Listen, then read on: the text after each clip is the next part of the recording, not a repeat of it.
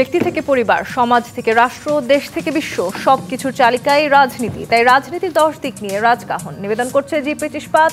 সাথে আছি আমি তাসনুভা তন্নি। রাজধানীতে চলছে একের পর এক আন্দোলন। ঢাকা কার্যত যেন পরিণত হয়েছে আন্দোলনের বা দাবি দেওয়ার আদায়ের শহরে, যার যখন ইচ্ছা রাস্তা অবরোধ করে বসে যাচ্ছে। এই যেমন 2 দিন ধরে 3 দফা দাবিতে জগন্নাথ বিশ্ববিদ্যালয়ের আন্দোলন চলছে। এই আন্দোলনকারীদের উপর পুলিশ লাঠিপেটা, কাঁদানে গ্যাস ও সাউন্ড গ্রেনেড নিক্ষেপ করেও দমাতে পারেনি, যা নিয়ে তুমুল সমালোচনার মুখে উপদেষ্টা মাহফুজ আলম শিক্ষক শিক্ষার্থীদের সঙ্গে কথা বলে তাদের দাবি আদায়ে আশ্বস্ত করলেও তাতে কর্ণপাত করেননি জগন্নাথ বিশ্ববিদ্যালয়ের শিক্ষক শিক্ষার্থীরা। উল্টো উপদেষ্টা মাহফুজ আলমকে লাঞ্ছিত করার পাশাপাশি জগন্নাথ বিশ্ববিদ্যালয়ের শাটডাউন ঘোষণা করেছেন তারা। অন্যদিকে সোহাদি উদ্যানে ছাত্রদল নেতার সাম্য হত্যার শিকার হওয়ায় উত্তাল প্রাচ্যের অক্সফোর্ড খ্যাত ঢাকা বিশ্ববিদ্যালয়। এই হত্যার প্রতিবাদে ঢাকা বিশ্ববিদ্যালয় ভিসি ও প্রক্টরের পদত্যাগের দাবিতে অবস্থান কর্মসূচি পালন করেছে বাংলাদেশ জাতীয়তাবাদী ছাত্রদল। এই 2 শিক্ষা প্রতিষ্ঠানের বাইরে ইঞ্জিনিয়ার ইশরাক হোসেনকে ঢাকা উত্তরের মেয়র হিসেবে দায়িত্ব বুঝিয়ে দেওয়ার জন্য নগর ভবনে দ্বিতীয় দিনের মতো অবস্থান কর্মসূচি পালন করেছেন শ্রমিক কর্মচারীরা। আর গতকাল 3 বছর মেয়াদী ডিপ্লোমা নার্সিং কোর্সকে ডিগ্রির সমমান দাবিতে রাজধানীর শাহবাগ অবরোধ করেছিলেন ডিপ্লোমা নার্সিং শিক্ষার্থীরা। এসব দাবি দেওয়ার মুখে ছাত্র উপদেষ্টাদের ঠেলে দেয়াকে সরকারের সন্দেহজনক আচরণ আখ্যা দিয়ে এনসিপি নেতারা বলছেন, এসব বিষয়ে কেন সংশ্লিষ্ট মন্ত্রণালয়ের উপদেষ্টারা এগিয়ে আসছেন না তা সরকারকে জবাবদিহি করতে হবে। তবে কি সংশ্লিষ্ট মন্ত্রণালয় তাদের নিজেদের দায়িত্ব এড়িয়ে যাচ্ছে? তাদের অবজ্ঞা অবহেলার কারণেই কি রাজধানীতে একের পর এক আন্দোলন মাথাচাড়া দিচ্ছে? শিক্ষার্থী ও নার্সদের দীর্ঘদিনের পুরনো দাবি দেওয়াগুলো আদায়ে বিগত নির্বাচিত সরকারের সময় আন্দোলন করেননি কেন? অন্তর্বর্তী সরকারের সময় এসে এখন কেন রাজপথে নামলেন তারা? এসব নিয়ে আলোচনায় আজ রাজকাহন স্টুডিওতে আছেন বিএনপি চেয়ারপারসনের উপদেষ্টা হাবিবুর রহমান হাবিব, বাংলাদেশের বিপ্লবী ওয়ার্কার্স পার্টির সাধারণ সম্পাদক সাইফুল হক এবং আমাদের সাথে যুক্ত হবেন গণ অধিকার পরিষদের সভাপতি নুরুল হক নূর। স্বাগত জানাচ্ছি আজকে রাজকাহনে। সাইফুল হক, আপনাকে দিয়ে শুরু করতে চাই। আমি যদি 5 আগস্টের পরের 6 মাসে তাকাই, অর্থাৎ অন্তর্বর্তী সরকারের শুরুর 6 মাস, এই সময় শুরুর 6 মাসে 136টি আন্দোলন হয়েছে শুধুমাত্র ঢাকা শহরে, এবং এমনও দিন গেছে যেদিন আসলে একদিনে 17টি স্পটের অবরোধের ঘটনাও ঘটেছে। ঢাকা শহরের যে যানজট সেটি নিশ্চয়ই আসলে নতুন করে আমাদের বলার কিছু নেই, এবং সেখানে যদি একদিনে 17টি স্পট অবরোধ থাকে এবং আজকের ঘটনাও যদি আমরা দেখি, একই দিনে 5টি স্পট অবরোধ করা ছিল, 5টি জায়গায় আন্দোলন হয়েছে। হঠাৎ করে কি আসলে এই ধরনের দাবি দেওয়ার হিড়িক উঠছে, নাকি আসলে বিগত 17 বছর কেউ দাবি দেওয়া করতে পারেননি, এই কারণে অন্তর্বর্তীকালীন সরকারের কাছে সব দাবি দেওয়া করছেন? এই যুক্তিটিকে বা আপনি কতখানি যৌক্তিক বলে মনে করেন? জি, আপনাকে ধন্যবাদ। প্রিয় ভাজন হাবিবুর রহমান হাবিব, দর্শক শ্রোতা যারা দেখছেন আপনাদেরকে শুভেচ্ছা জানাই। যেটা আপনি উল্লেখ করছিলেন যে গত 16-17 বছর তো একটা অবরুদ্ধ পরিস্থিতি ছিল।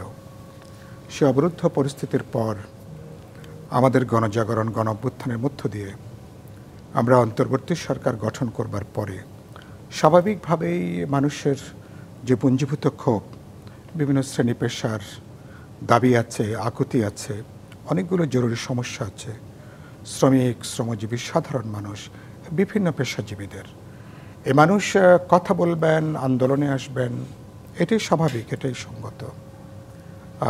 তো এটা একটা বিষয়। আর তো এবং এর ভিতরে অনেকগুলো দাবি আছে। আমি মনে করি অধিকাংশ দাবিগুলো যৌক্তিক দাবি। ইতিমধ্যে সরকার বেশ কিছু উদ্যোগ নিয়ে অনেকগুলো দাবি তারা বাস্তবায়নের জন্য তারা উদ্যোগ নিয়েছেন। কিছু কিছু দাবি তারা বাস্তবায়ন করতে পারেননি। সবগুলো দাবি যে বাস্তবায়ন করা যাবে বা বাস্তবায়নযোগ্য হয়তো এরকম না। কিংবা অন্তর্বর্তী সরকারের কি আসলে দায়িত্ব শুধু সব দাবি দেওয়াই বাস্তবায়ন করা? না, যেহেতু একটা বিশেষ পরিস্থিতি তৈরি হয়েছে। আরেকটা হলো সরকার নিজে অবস্থাটা তৈরি করেছেন। এটা শুরু হয়েছিল ছাত্রদের ইন্টারমিডিয়েট পরীক্ষা না দেবার। 200-300 ছেলে মেয়ে সচিবালয়ে ঢুকে পড়ল এবং তারা যখন বাধ্য করলো পরীক্ষা না দিয়ে তাদেরকে অটো পাস দেখাতে হবে, তার মানে তারা 200-300 ছেলে মেয়ে ঠিক করে দিল 11-12 লক্ষ ছাত্রছাত্রীর ভবিষ্যৎ একটা অটো পাসের জায়গাটা। এরকম আরও বেশ কিছু ঘটনা আছে। সরকারি অবস্থাটা তৈরি করেছেন, এটা ঘেরাও দিলে, বিক্ষোভ দিলে, একটা বসে পড়লে, একটা হুমকি দিলে তাহলে দাবি দাওয়াটা আদায় করা যায়, সেটা যৌক্তিক হোক আর অযৌক্তিক হোক। তো এটার জন্য অনেকখানি সরকারের একটা দায়িত্ব আছে। এটা পরিষ্কার করে সরকারের যারা নীতি নির্ধারক আছেন তাদের উপলব্ধির মধ্যে এটাকে নেওয়া দরকার। এটা আরেকটা হচ্ছে মানুষ মনে করছে সরকারটা খুবই দুর্বল। এই মনস্তাত্ত্বিকভাবে এই ধারণাটা খুবই বদ্ধমূল। এই সরকার দুর্বল, সরকারকে আন্দোলন করো, চেপে ধরো, বসে পড়ো। আপনি যমুনার এপাশে তো সব কিছু নিষিদ্ধ, দেখলাম ডিএমপি নিষিদ্ধ করেছেন, এবং ছাত্ররা দেখলাম বলছে জগন্নাথ বিশ্ববিদ্যালয়ের যে যমুনার কাছের একটা সমাবেশে সেখানে আপনি এক ধরনের ছায়া দিয়ে ঠান্ডা পানি দিয়ে তাদেরকে বরঞ্চ আপনি সহায়তা করছেন, আর আমাদের উপরে গরম পানি মারছেন, টিয়ার শেল মারছেন, সাউন্ড গ্রেনেড আপনি ছড়াচ্ছেন, ছাত্র, শিক্ষক, শিক্ষয়িত্রী তারা সেখানে আহত হচ্ছেন।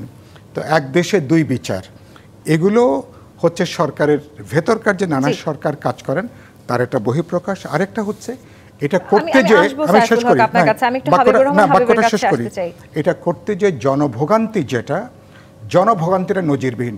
ঢাকা কার্যত চলছে না। ঢাকা একটা অচল শহরে পর্যবেসিত, এই জায়গাটা, এই সংকটটা দূর করাটা জরুরি ভিত্তিতে দরকার। হাবিবুর রহমান হাবিব, আপনি নিজেও আসলে এই দুর্ভোগের কথা এসেই বলছিলেন আজকে, যে একটা জায়গাতেই আসলে 4 ঘন্টা বসে থাকতে হচ্ছে ঢাকা শহরে, এক জায়গা থেকে আরেক জায়গায় যেতে হলে, এবং সেটা আসলে একেবারে দিন দিন যত দিন যাচ্ছে অসহনীয় পর্যায়ে হয়ে উঠছে, এবং দিনের পর দিন এভাবে আমরা আন্দোলন দেখছি। বিশেষ করে গত 17 বছর আসলে এসব শিক্ষার্থীদেরকে আমরা দীর্ঘদিন কোনো রাজপথে নামতে দেখি দাবি দেওয়াগুলো নিয়ে। অনেকের কিন্তু দাবি দেওয়াগুলো বেশ পুরনো দাবি দেওয়া। তারা কেন হঠাৎ করে এই অন্তর্বর্তীকালীন সরকারের সময় একের পর এক রাস্তায় নামছেন এবং এভাবে অবরোধ করছেন রাজপথ? আপনাকে ধন্যবাদ। আপনার মাধ্যমে ডিবিসির সম্মানিত দর্শক শ্রোতাদেরকে আমার সশ্রদ্ধ সালাম। বিজ্ঞ সহ-আলোচক সাইফুল ভাইকে আমার শুভেচ্ছা। এটা তো সরকারের সৃষ্টি, এই সরকারই তো আহ্বান করে এগুলি। এই সরকার এমন একটা সরকার, সব দিতে পারে, সব দিয়ে দিতে পারে, চাইলেই দিয়ে দেয়। ওনাদের কাজ তো দেয়া না, ওনাদের আসল কাজ যেটা সেটা বাদ দিয়ে অন্য রকমগুলি করছে। যে সাইফুল হক ভাই যেটা বললেন, আমি সেটা তীব্র প্রতিবাদ করি। সাইফুল হক তোমরা ছিলেন আমার সাথে, যে আন্দোলন করলো ছেলেরা বৈষম্য বিরোধী, আন্দোলন করলো কোটা সংস্কার, আন্দোলন করলো মেধার ভিত্তিতে চাকরি পাবে। স্লোগান ছিল মেধা না কোটা, মেধা মেধা। তো সেদিন সচিবালয়ে গিয়ে 200-300 ছেলে বললো অটো না মেধা, অটো অটো। 200-300 ছেলে সচিবালয়ে গেল, দিয়ে দিল অটো।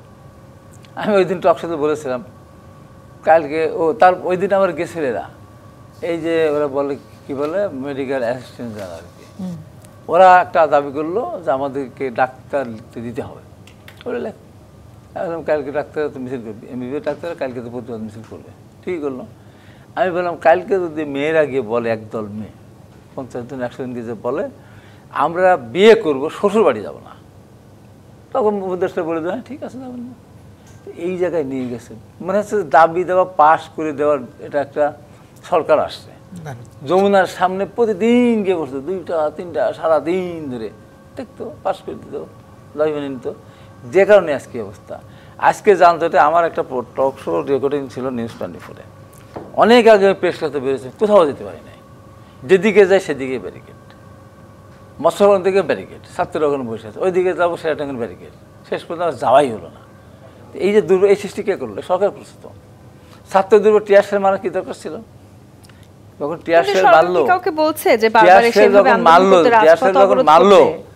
টিয়ার শেল যখন মারলো আর শিক্ষকরা সহ যখন আহত হলো, তখন আমার কাছে মনে হচ্ছিল কি 5ই আগস্টের আগের ঘটনা নাকি। 5ই আগস্টের আগে এরকম ঘটনা, পুলিশ ইনফিসার টিয়ার শেল মারতো, লাঠিপিটা করতো। 5ই আগস্টের পরে এই ঘটনা ঘটবে কেন? এবং সরকার এইগুলি সরকারের ভুলের কারণে, সরকারের এই সব অযোগ্যতার কারণে, ব্যর্থতার কারণে এগুলি হচ্ছে। কিন্তু সরকার তো নানাভাবে আসলে তাদেরকে নিষেধাজ্ঞাও দিয়েছে, কিছু জায়গায় আসলে সভা সমাবেশ করতে নিষেধ করা। ঠিক আছে, ফাইন, সুন্দর কথা, এটা শুনতে চেয়েছিলাম আমি। তার আগে তখন অন্য একটা গ্রুপ গিয়ে বোঝাতে বসলো, তখন কি হলো? তারপর তাদেরকে শাহবাগে পাঠিয়ে দিল যে কি সুন্দর, আবার ঠান্ডা পানি ছিটিয়ে তাদেরকে এর থেকে রক্ষা করলো, তাপ থেকে রক্ষা করলো। তাহলে তাদের উপর বসতে দিল কেন? আবার নার্সরা গেল, তাদেরকে লাঠিপিটা করা হলো কেন? যে নার্সরা সেবা করে মানুষের, আধা মরা মরা মানুষ, অসুস্থ গায়ে ঘা পচা একই তাদেরকে সরকারের নাচতে সময় আসলে তাদের কারোর জন্য এক তাদেরকে রকমের আলোচনা করলো ব্যবস্থা, কেন? অন্য কারোর জন্য অন্য রকম ব্যবস্থা কেন, এই সেটি তো, নিয়ে আসলে এইটাই তো দীর্ঘ কথা। সমালোচনা হচ্ছে। এবং এইটাই তো কথা, জি, এই কারণে তো এই এই অবস্থা। প্রশ্ন উঠেছে যে তারা হলে সংশ্লিষ্ট মন্ত্রণালয়ের উপদেষ্টা যারা আছেন তারা কেন এগিয়ে তারা আসছেন কি না, করবে? তারা কেন তারা আগে কি থেকে কোনো মন্ত্রণালয় ধরনের চালানোর পদক্ষেপ জন্য নিচ্ছেন কোনো না? চিন্তা করেছিল? এই প্রশ্নতে আমি আসতেছি, একটি বিরতির সময় হয়েছে। জি25 প্রাথমিক রাজকাহন থেকে বিরতি নিয়ে ফিরছি, সাথেই থাকুন। জি25 প্রাথমিক রাজকাহন দেখছেন, আমাদের সাথে যুক্ত হচ্ছেন গণ অধিকার পরিষদের সভাপতি নুরুল হক। নুর, আপনাকে স্বাগত জানাচ্ছি রাজকাহনে। নুর, আমরা যে জায়গাটিতে ছিলাম আন্দোলনের শহরে পরিণত হয়েছে কার্যত ঢাকা, এবং একই দিনে আমরা দেখছি একটি শহরের প্রায় 5 থেকে 6টি জায়গায় আসলে ব্লকেট করা হয়েছে, আন্দোলন করছে। আপনারাও দীর্ঘদিন আসলে ফ্যাসি সরকারের বিরুদ্ধে আন্দোলন করেছেন। এখন আসলে যে হিড়িক আমরা দেখছি, সেই হিড়িকের আসলে মূল দায়টা কার? অনেকেই বলার চেষ্টা করছেন হঠাৎ করে শিক্ষার্থীদের একের পর এক আন্দোলন, এবং সেক্ষেত্রে আসলে সংশ্লিষ্ট মন্ত্রণালয়ে যারা উপদেষ্টা আছেন তারা আসলে কেন আগের থেকে কোনো ধরনের কোনো কার্যকর পদক্ষেপ নিচ্ছেন না, সেটাও কি একটি বড় বিষয় বলে মনে করেন? আপনাদেরকে শুভেচ্ছা জানাচ্ছি, আমাদের সিনিয়র দুজন আলোচক, সিনিয়র রাজনীতিবিদ, তাদেরকেও শুভেচ্ছা। আন্দোলনের শহর এটা খারাপ বলেন নাই। শুরুর দিকে হিসাব করেছিলাম যে প্রথম 2 মাসে 143টা দাবি দেওয়ার আন্দোলন ছিল, তারপরে তো এখন প্রায় 9 মাস ওভার হয়েছে। এখনো হিসেব রাখিনি যে 9 মাসে মোট কতটা হয়েছে, তাও আনুষঙ্গিক যে অন্তত 300 ছাড়িয়েছে। এবং আপনি জানেন যে গত 2 মাসে আপনার 26টা রাজনৈতিক দলের আত্মপ্রকাশ ঘটেছে। তো সরকারের আমি মনে করি যে শুরুর দিকে এই দাবি দেওয়ার আন্দোলনগুলোকে সঠিকভাবে আপনার ডিল করতে না পারা কিংবা সমন্বয় করতে না পারার ফলে পরবর্তীতে এই ধরনের আন্দোলনগুলো বেড়েছে। এবং এই গণমাধ্যম সহ বিভিন্ন জায়গায় আমাদের বক্তব্য আছে। বিএনপির পজিশন ছিল, বিএনপির মহাসচিব মির্জা ফখরুল ইসলাম আলমগীর নিজে ডেকে আমাদেরকে বলেছিলেন যে ভাই সবাই মিলে আগে গভর্নমেন্টকে স্টেবল করেন, পরিস্থিতি আমরা শান্ত করি, পরে দাবি দেওয়ার আন্দোলন বা নির্বাচনের বিষয়। দ্যাট মিনস কত একটা পজিটিভ অ্যাপ্রোচ এটা বড় একটা দলের। আমরা মিলে সবাই, সাইফুল ভাই থেকে শুরু করে বলা চলে, আমরা সবাই দায়িত্ব নিয়ে নিছি যে সরকারের দায়িত্বটা আমরা, সরকার পার্ট না হয়েও যে সরকারকে স্টেবল করা, দেশকে একটা স্থিতিশীল পরিবেশ এনে আমাদের যে দীর্ঘদিনের যে লড়াই সংগ্রাম, একটা গণতান্ত্রিক উত্তরণ বাংলাদেশের এবং গণতান্ত্রিক ব্যবস্থার একটা শক্তিশালী রূপদান, সেই ক্ষেত্রে রাষ্ট্র সংস্কার এবং গণমানুষের যে চাহিদা সেটি নিয়ে আমরা আলাপ আলোচনা করে আমরা কাজ করতে পারবো। কিন্তু আমরা খুব আশ্চর্যজনকভাবে লক্ষ্য করেছি শুরুর দিকে সরকার বিপদে থাকাকালীন, মানে দুর্বল থাকাকালীন আমাদের কথার যে গুরুত্বটা ছিল বা আমাদের যে পরামর্শটা নেওয়া হতো, এখন আসলে সরকার পর্যায়ক্রমে তার নিজের মতো করে সিদ্ধান্ত নিচ্ছে এবং কিছু মানুষকে দায়িত্ব দিচ্ছে, একেবারে আনকরা মানুষ। ধরুন এই গভর্নমেন্ট এমন লোকের যার একটা মিনিস্ট্রি চালানোর অভিজ্ঞতা নেই, তারে দিয়ে রাখছে 3টা মিনিস্ট্রি, তাহলে সে কীভাবে ডিল করবে? এবং তারা আবার অনেকে এত কথাবার্তা বলছে, আপনার ঘন্টায় ঘন্টায় ফেসবুক পোস্ট প্রসব করছে, একজন উপদেষ্টার কাছ থেকে এটা ঘন্টায় ঘন্টায় ফেসবুক পোস্ট প্রসব করা। এবং তাহলে এই ধরনের অনভিজ্ঞ, এই ধরনের ইম্যাচিউর লোকজনকে আপনি দিয়ে রাখছেন একাধিক মিনিস্ট্রি এবং ভারী মিনিস্ট্রি। এবং সরকার আবার দেখেন এই যে সরকারের জনপ্রশাসন সংক্রান্ত কমিটি, সেই কমিটির সদস্য সচিব দিয়েছে মাহফুজ আলমকে, পুলিশের এই আপনার প্রমোশন পদোন্নতি সেটার আপনার সদস্য সচিব করেছেন আসিফ মাহমুদকে, যাদের গ্রাজুয়েশন পোস্ট গ্রাজুয়েশন এখন পর্যন্ত সেশনে সদ্যমাত্র গ্রাজুয়েট করে বের হয়েছে। তখন আপনারা তো কোনো ধরনের শুরু থেকে আমরা আসলে এই বিষয়গুলো জানতামও না যে এটা এইভাবে এতটা করা হচ্ছে। এখন আমরা যদি দেখতাম যে তারা ভালো কাজ করছে, আমরা তো অ্যাপ্রিসিয়েট করতাম, আমরা তো তাদেরকে বাহাবা দিতাম। কিন্তু আমরা দেখলাম যে শেষ পর্যন্ত তারা এই যে জুলাইয়ের যে একটা জাতীয় ঐক্য গড়ে উঠেছিল সেটাতে তারা বিভক্ত করেছে সেটাকে, এবং রাজনৈতিক দলগুলোকে আসলে কোন ঠাসা করে সরকারকে রাজনৈতিক দলগুলো থেকে কিংবা আমি বলবো যে জনগণ থেকে একটা বিচ্ছিন্ন করার একটা প্রচেষ্টা তাদের মধ্যে দেখতে পাচ্ছি। এবং যখন সরকারের থেকে আপনি একটা পার্টি বানাতে চাবেন তখন আসলে এতে আরও বিরোধ তৈরি হবেই। এখন এনসিপির 2জন উপদেষ্টা আছেন এখানে, আবার তারা একটা রাজনৈতিক পার্টি করছে, তারা তাদের বিভিন্ন সুবিধাভোগী লোকজনকে বিভিন্ন পদে বসাচ্ছেন, পদোন্নতি দিচ্ছেন, তো যার ফলে ভিতরেও কিন্তু অনেক কনফ্লিক্ট তৈরি হচ্ছে। তো এখন এই যে আন্দোলনের দাবি দেওয়া, যেটা যৌক্তিকতা বিবেচনা করে আলাপ আলোচনা করা দরকার, তারা অনেকে করছে না। কেউ দেখছে না এরা বিএনপির লোক, কেউ বলছে না এরা জামাতের লোক, কেউ বলছে অমুকের লোক। এই কারণে ঠিক আগে আওয়ামী লীগের আমলে যেমন বিভিন্ন আন্দোলন সংগ্রাম তৈরি হলেই বলতো যে এটা জামাত শিবিরের কাজ বা বিএনপির কাজ, এটা বিএনপির ষড়যন্ত্র, বিল্ডিং ফেলে দাও। আপনারা দেখেছেন যে ধসে পড়েছে যে সাভারে, সেটা বলছিল বিএনপি জামাতের ঝাঁকুনিতে বিল্ডিং পড়েছিল। তো এখন এই আন্দোলনের দাবি দেওয়াগুলো, যেটা একটা ইন্টারিম সরকার, তারা তো কোনো পলিটিক্যাল সরকার না, তাদের যতটা জনগণের প্রতি সহনশীল হওয়া দরকার ছিল এবং জনগণের প্রতি যে দরদটা দেখানো ছিল, সেইটা আমি তাদের মধ্যে দেখতে পাচ্ছি না। কিন্তু যে কারণে আমি মনে করি এই আন্দোলনের প্রবণতা বা বিশেষ করে মানুষের দাবি দেওয়া আদায়ে বিশেষ করে রাস্তায় নামার প্রবণতাটা, এবং অনেকে দেখছে যে যমুনার দিকে না গেলে দাবি দেওয়া হয় না, যেখানে সবাই এখন যমুনামুখী। কিন্তু এখানেও তো একটা প্রশ্ন আছে সাইফুল হক, এই যে আমরা বলছি যে অন্তর্বর্তী সরকারের কাছে, কিংবা যেভাবে নূর বলছিলেন যে যমুনার দিকে না গেলে আসলে কোনো দাবি দেওয়া পূরণ হয় না, সবাই যার যার দাবি দেওয়া নিয়ে যমুনার উদ্দেশ্যে রওনা হচ্ছেন, অন্তর্বর্তী সরকারের পক্ষে তো আসলে সব দাবি দেওয়া পূরণ করা সম্ভব নয়, কারণ তারা নির্বাচিত সরকার নয়। সেটিও কি আসলে সবার অজানা? একটা তো হচ্ছে যে এটা আমরা হাসিনার আমল এটা আমরা দেখেছিলাম যে শেষ পর্যন্ত যতই দাবি দেওয়া করেন, যতই মন্ত্রী থাকে, মন্ত্রণালয় থাকে, শেষ পর্যন্ত সিদ্ধান্তটা তাকেই গ্রহণ করতে হতো। তো নিশ্চয়ই এটা আপনারা জানেন। তো একই সংস্কৃতি আমরা এখন দেখছি, এখন আর কেউ সচিবালয়ের দিকে যাচ্ছে না, বা অন্য কোনো মন্ত্রণালয়, অন্য কোনো দপ্তর, পরিদপ্তর এদিকে যাচ্ছে না। মনে করছেন যে ক্ষমতাটা এক জায়গাতে কেন্দ্রীভূত। কোথায়? যেখানে প্রধান উপদেষ্টা যেখানে থাকেন।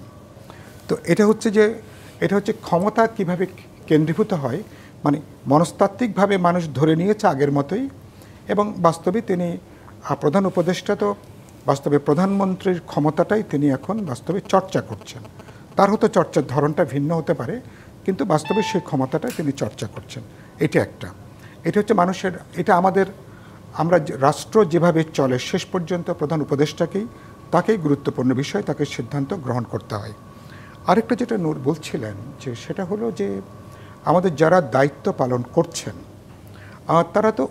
তারা তো 2-3 জন ছাড়া তাদের অধিকাংশেরই তো এই 16-17 বছর আন্দোলনের সাথে তাদের কোনো দূরবর্তী কোনো সম্পর্ক কিন্তু তাদের কিন্তু ছিল না, এবং তাদের দিক থেকে কোনো মানসিক যে কোনো প্রস্তুতি এ ধরনের এবং সেটা খুব সম্ভব ছিল না। ফলে আপনি যার যেটা কাজ নয়, কয়েকটা মন্ত্রণালয় বাদ দিলে তাকে আপনি সেরকম দায়িত্ব দেওয়ার ক্ষেত্রে তার কাছ থেকে যদি আপনি রাতারাতি অনেক বেশি যদি আপনি সুফল আশা করেন, যদি আপনি কোনো কার্যকারী কোনো স্টেপিং আশা করেন, সেটা হয়তো ঠিক বিবেচনাটা হবে না।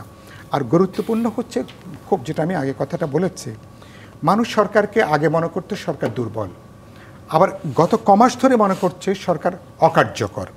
তাহলে যে সরকার দুর্বল এবং অকার্যকর, দাবি দেওয়া নিয়ে গেলেই, বসে পড়লে অথবা গলায় গামছা লাগাতে পারলেই আমার দাবিটা আদায় করা সম্ভব, সেটা যৌক্তিক কি অযৌক্তিক সেটা খুব বিবেচনা না। কিন্তু এখানে খুব দুর্ভাগ্য, এখানে আবার এইসব দাবিগুলোর একটা শ্রেণী মেরুকরণ আছে। শ্রমজীবী মানুষ, এই যে আমাদের অফিসের কাছে সেগুন বাগিচা, আমার গার্মেন্টসের শ্রমিকেরা দিনের পর দিন ওখানে বসে আছেন, নারীরা, অধিকাংশ নারীরা, কেউ বাচ্চা নিয়ে আসছেন, সারা দিন সারা রাত তারা ওখানে পড়ে আছেন। এটা শুনবার জন্য কিন্তু তাদের কিন্তু লোক কিন্তু পাওয়া যায়নি। তার মানে যারা একটু উচ্চবিত্ত, যারা মধ্যবিত্ত, যারা পেশাজীবী, এবং তারা সংখ্যায় কম হলেও তার মানে এখানে দাবি দেওয়ার ক্ষেত্র, মানে শ্রমজীবী গরিব মেহনতি মানুষ, তাদের দাবিটা যৌক্তিক, ন্যায্য, যেটা তাদের জীবনের প্রশ্ন, জীবিকার প্রশ্ন, অস্তিত্বের প্রশ্ন, সেগুলো কিন্তু একেবারেই ব্যাকফুটে। এটাও সরকারের চিন্তা, দৃষ্টিভঙ্গির ক্ষেত্রে আপনি কিন্তু এগুলো খেয়াল করবেন। ফলে সেই জায়গাটা আসছে। আরেকটা যেটা হচ্ছে যে মনে করছে যে ওই যে আছে না, মানে ঘর পোড়ার মধ্যে আলু পোড়া দেওয়া। আমি মাঝে মধ্যে বলি যে এখনই সময়, সুতরাং এই সরকারকে চেপে ধরো, বসে পড়ো। আর সরকার কি করছে, এখানে কোনো নীতিনিষ্ঠ কোনো অবস্থান নেই। তারা যেগুলোকে তারা মনে করে ম্যানেজ করা দরকার তাদের ক্ষমতায় থাকবার জন্য বা কিছুটা সরকার চালানোর জন্য, তারা কিছু ম্যানেজ করার উদ্যোগ নিচ্ছেন। আর যেগুলো মনে করে পিটুনি দরকার, সেখানে হামলা করা দরকার এবং সেখানে তাদেরকে হয়রানি করা দরকার, সরকার সেগুলো করছে। এই সমালোচনাটা কিন্তু গতকাল সারাদিন ধরে আমরা দেখেছি। বিশেষ করে অনেকেই বলার চেষ্টা করেছেন এনসিপি নেতারা বা হাসনাত আব্দুল্লাহ বা সার্জিস আলমের ডাকে যখন কোনো আন্দোলন হচ্ছে তখন সেখানে সরকারের তরফ থেকে কালকে মজা করে আমি আজকে মনে দেখলাম, বলে এখানে তো হাসনাত আব্দুল্লাহকে ডাকলেই হয়তো হয়ে যেত। এই প্রশ্নটাই করতে চাই। তার মানে দাঁড়িয়েছে, তার মানে আপনি এমন একটা পরিস্থিতি তৈরি করবেন যেখানে সরকার বাধ্য হবে।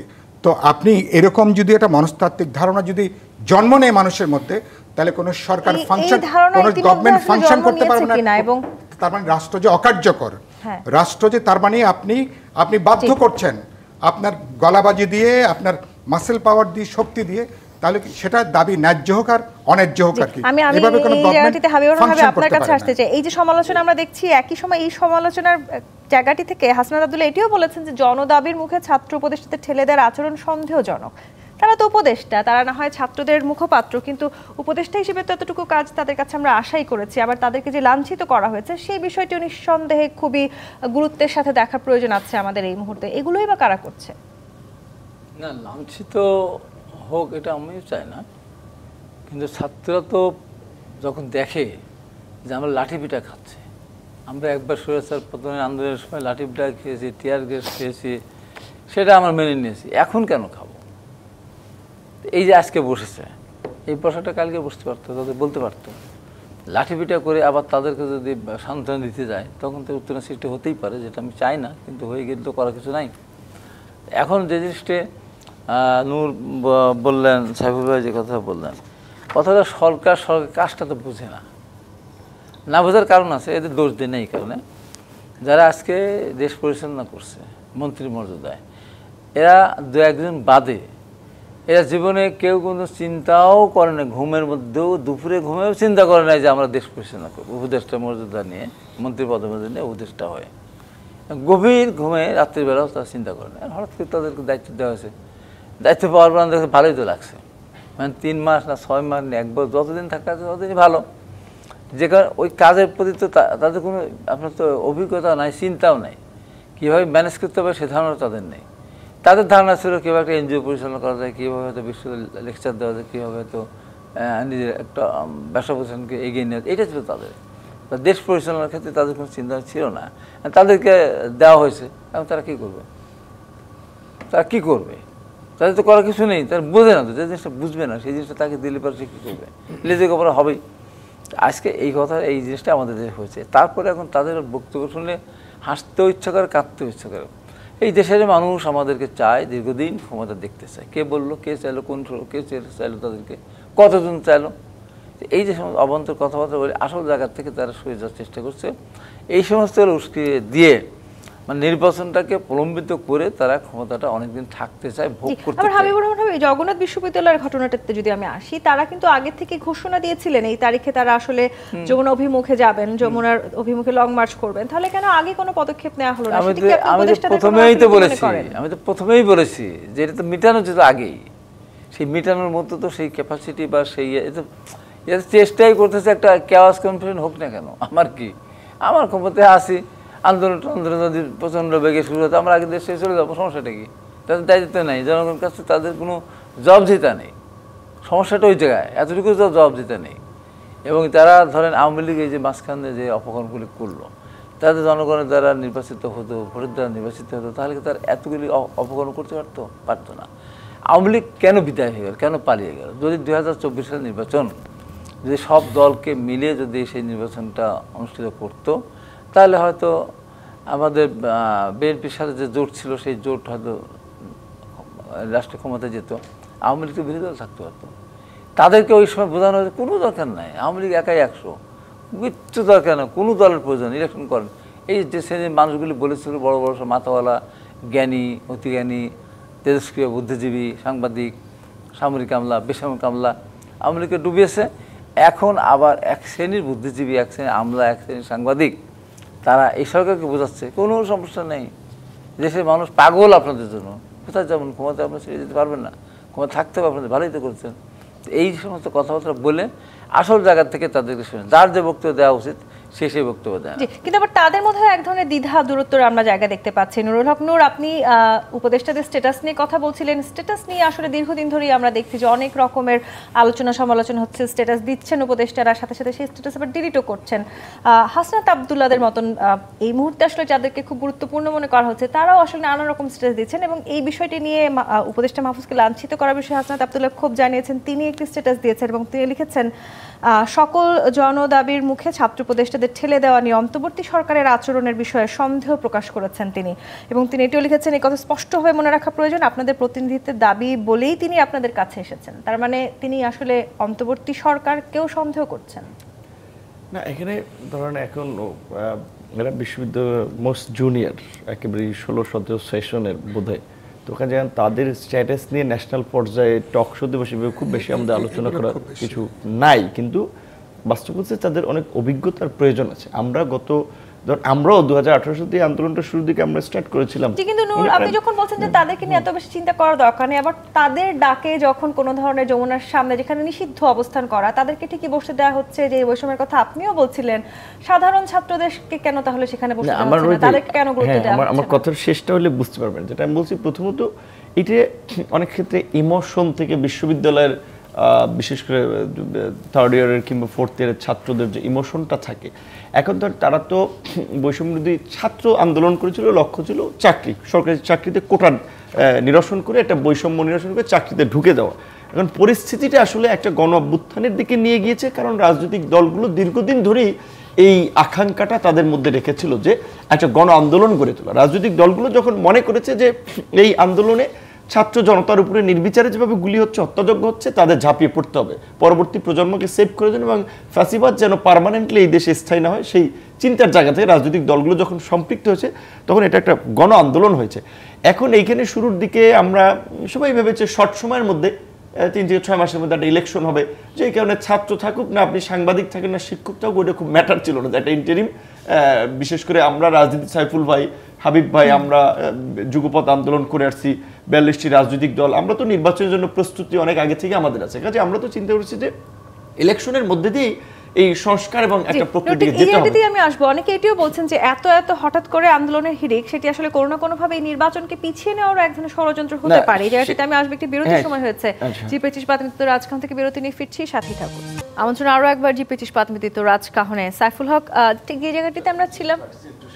জি, আমরা যেটা শেষের দিকের শেষ হয়নি যে প্রশ্নটা, সেটা ছিল যে আপনার এই আন্দোলন আপনার ইন্টেনশনালি অনেকে বলছে যে হচ্ছে কিনা, যে ইলেকশন পেছানোর জন্য।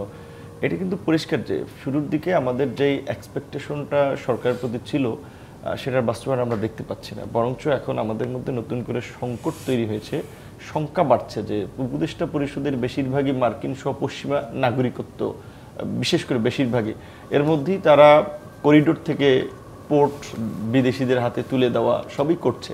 তো কাজে এখন আমরা যেটা রাজনৈতিক দলগুলো আলাপ আলোচনা করছি ইন্টারনালি, সেখানে আমাদের মধ্যে কিন্তু এই মতানৈক্য তৈরি হয়েছে যে নির্বাচন যত ডিলে হবে, দেশের আপনার স্বাধীনতা সার্বভৌমত্ব নিয়ে তত সংকট বাড়বে এবং অভ্যন্তরীণ বিশৃঙ্খলা তৈরি হবে। সেক্ষেত্রে হতে পারে এই সমস্ত আন্দোলন এবং অনেক ক্ষেত্রে কিছুটা শো আপ একটু তৈরি করার জন্য এই ধরনের প্রেক্ষাপট, এটাও হতে পারে, এটা একেবারে উড়িয়ে দেওয়ার মতো না। এই যে আসলে নানান রকম প্রেক্ষাপট তৈরি করা হচ্ছে, সাইফুল হক, নূর যেই সংখ্যাগুলোর কথা বলেছেন, আসলে নানানভাবে আমরা দেখছি নির্বাচনকে হয়তো পিছিয়ে দেওয়ার কেউ না কেউ চেষ্টা করছেন। সেই সংখ্যা যেমন আছে, অন্তর্বর্তী সরকারকে আসলে আমরা যেই প্রত্যাশা নিয়ে তাদেরকে কাজে দেখতে চেয়েছি, সেই প্রত্যাশার জায়গা থেকে তাদেরকে কেউ না কেউ আসলে নানানভাবে পেছনে নিয়ে যাওয়ার চেষ্টাও করছেন, সেই ষড়যন্ত্রও আছে বলে মনে করেন? যেটা নূর যেটা বলছিলেন, আমি এখানে আজকে দেখছিলাম যে বলছিলেন যে এই সরকার কেন কাজ করতে পারছে না, সরকারের উপদেষ্টা বা তাদের সঙ্গে যুক্ত নানা অনেকগুলো আছেন, দেখা যাচ্ছে কত 12 থেকে নাকি 14 জন 16 জন, তাদের নাকি দ্বৈত নাগরিকত্ব। তো যখন কারো দ্বৈত নাগরিকত্ব থাকে, যে দেশ তাকে নাগরিকত্ব দেয়, ওই দেশের প্রতি তো তার একটা আনুগত্যের প্রশ্ন থাকে, না হলে তো তার নাগরিকত্বের প্রশ্ন না। দেখলাম খুব মজা করে তিনি আবার লিখছেন, তাহলে আমরা কি আরেকবার কি এক ধরনের ঔপনিবেশিক শাসনের মধ্যে আমরা আবার যাচ্ছি কিনা? মানুষ যে কত রাজনৈতিকভাবে কত মজা করে মানুষ চিন্তা করে এবং বলতে পারে, মানুষের এই সৃজনশীলতায় আমি বেশ কিন্তু খুব অবাক হয়েছি। এবং যে জন্য এর সঙ্গে যদি আপনি মেলান, ধরুন আমাদের করিডোরের প্রশ্ন দেখলাম আজকে মির্জা আব্বাস বিএনপির নেতা তিনি উল্লেখ করলেন, এবং সরকারের 3 জন গুরুত্বপূর্ণ দায়িত্বশীল ব্যক্তি তারা 3 রকমের বক্তব্য তারা দিয়েছেন। তো এক সরকারের থেকে 3 জন যদি 3 রকমের কথা বলেন, তাহলে মানুষ কোনটাকে মানুষ গ্রহণ করবে?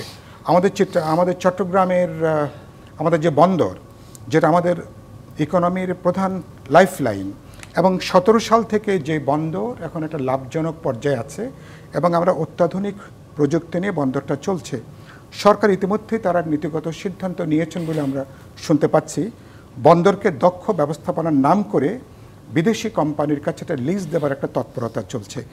এই সুতরাং এত বড় গুরুত্বপূর্ণ প্রশ্ন, যার সঙ্গে আমার নিরাপত্তার প্রশ্ন, সার্বভৌমত্বের প্রশ্ন, আমার প্রধান সমুদ্র বন্দর, আপনি আলাপ আলোচনা ছাড়া আপনি পলিটিক্যাল পার্টি, গুরুত্বপূর্ণ স্টেক হোল্ডার, আপনি একের পর এক এমন সমস্ত সিদ্ধান্ত গ্রহণ করছেন যেগুলো কার্যত স্বাধীনতা, নিরাপত্তা, ভবিষ্যতের সাথে যুক্ত, আমার অস্তিত্বের সাথে যুক্ত, অথচ আপনি কোনো আলাপ আলোচনার ভিতরে নেই। অথচ আপনার প্রধান যে এজেন্ডা, সংস্কারের যে এজেন্ডা, আপনি দেখবেন গত বেশ কিছুদিন এখন এই সংস্কারটা কোনো প্রাইম এজেন্ডার ভেতরে নাই। কিন্তু সরকার তো বারবার বলছে রাজনৈতিক দলগুলোর সাথে আলোচনা করেই সব ধরনের সিদ্ধান্ত আমি বলছি নির্বাচনটা এজেন্ডার মধ্যে নাই। না, সরকারের কথাগুলো বলছেন তারা, এখন তারা যখন কথা বলেন তো তখন তো আপনি কি বলবেন? তার মানে কি আপনি, সুতরাং আমি বলছি যে এটা সরকার, তার মানে কি আপনি সরকার, তাহলে বোঝা যাচ্ছে যে তাহলে সরকারে কি বিচার, নির্বাচন বা সংস্কারের বাইরেও কি তাদের অন্য কোনো এজেন্ডা আছে? তারা কি সরকারের ঘাড়ে চড়ে বাংলাদেশের ভবিষ্যৎটাকে তারা কি বিশেষ কোনো জায়গায় নিয়ে যেতে চান? এটা সরকারের দায়িত্ব না। আমাদের মানুষ 16 বছর ধরে তাকিয়ে আছে, আমরা অনেকগুলো গুরুত্বপূর্ণ রিফর্ম করব, বাংলাদেশ আমরা একটা নির্বাচনের মধ্য দিয়ে যাব এবং গণতান্ত্রিক ধারায় বাংলাদেশটা ফিরবে, না হলে অস্থিরতা থেকে আমরা কিন্তু বেরিয়ে আসতে পারব। ঢাকা বিশ্ববিদ্যালয়ের ছাত্রদল নেতার হত্যা, সেই সাথে ইশরাককে মেয়র পদে বসানোর দাবিতে নগর ভবনে শ্রমিক কর্মচারীদের তালা, সারাদিন ব্যাপী আসলে নগরের বিভিন্ন এলাকা থেকে সেবা নিতে আসা লোকজন অনেককেই ফিরে যেতে হচ্ছে। পুরো ঢাকা বিশ্ববিদ্যালয় এলাকায় আজকে শোক পালন করার কথা ছিল, কিন্তু সেখানে আমরা দেখেছি কার্যত অচল হয়েছিল পুরো এলাকা। বিএনপি দর্শন নিজেদেরকে এখন যথেষ্ট পলিশড রাজনৈতিক দল হিসেবে দাবি করছে, তাহলে আসলে এই আন্দোলনগুলোর মধ্যে দিয়ে জনদুর্ভোগ দূর করার কোনো চিন্তা কেন বিএনপি করেনি?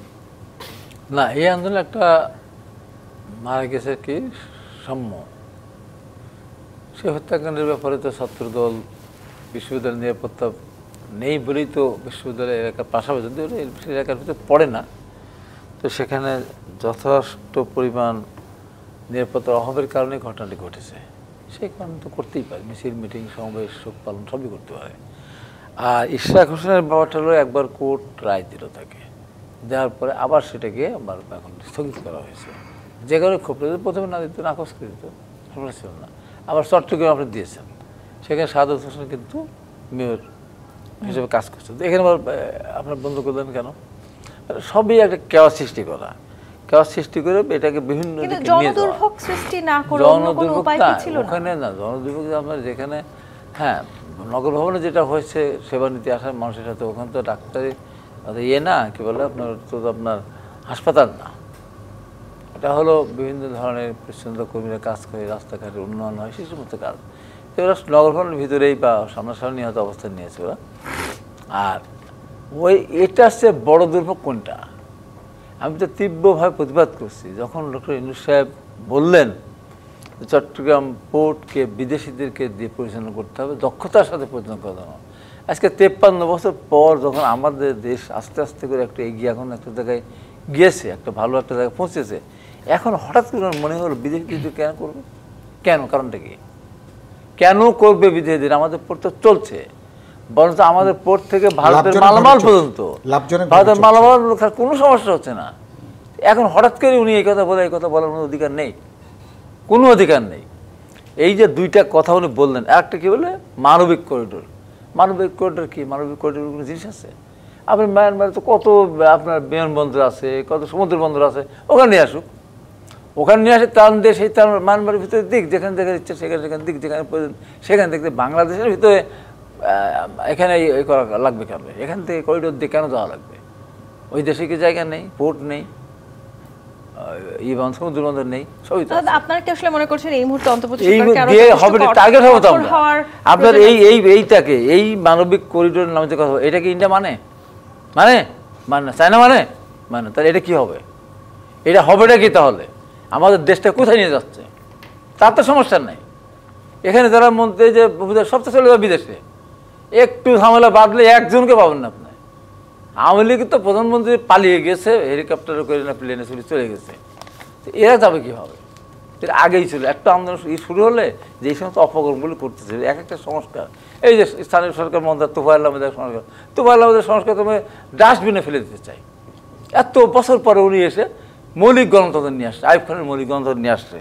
হ্যাঁ, মেম্বার কাউন্সিলর নির্বাচন ভোট দিয়ে এই বানাবে, চেয়ারম্যান বানাবে, মেয়র বানাবে, হয় কিন্তু সে আইয়ুব খানের মৌলিক গণতন্ত্র আমরা দেখলাম না।